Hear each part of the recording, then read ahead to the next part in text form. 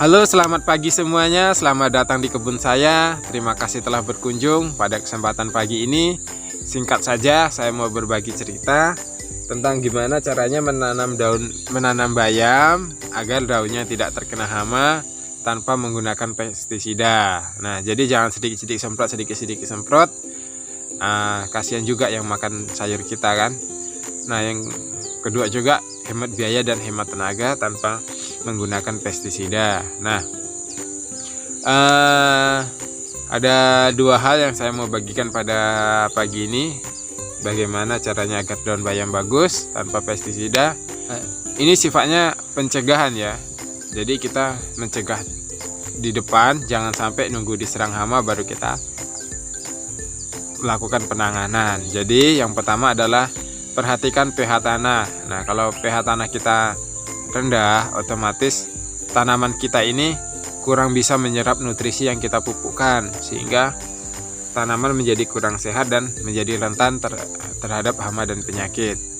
Jadi sangat penting memperhatikan pH tanah sebelum kita melakukan penanaman, supaya tanaman kita dapat menyerap dengan baik semua unsur-unsur hara yang kita berikan, baik yang kimia maupun organik, sehingga tanaman dapat tumbuh subur, segar, sehingga tanaman dapat kebal terhadap hama dan penyakit.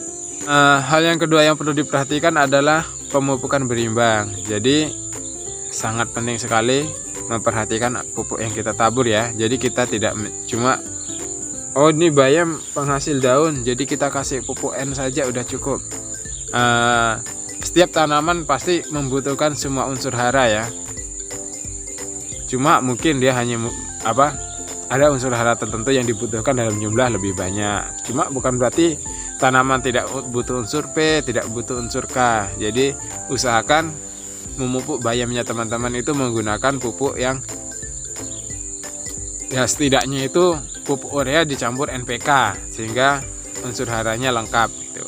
Sehingga kebutuhan tanaman akan nutrisi itu terpenuhi dengan baik, sehingga tanaman menjadi sehat dan kuat terhadap hama dan penyakit.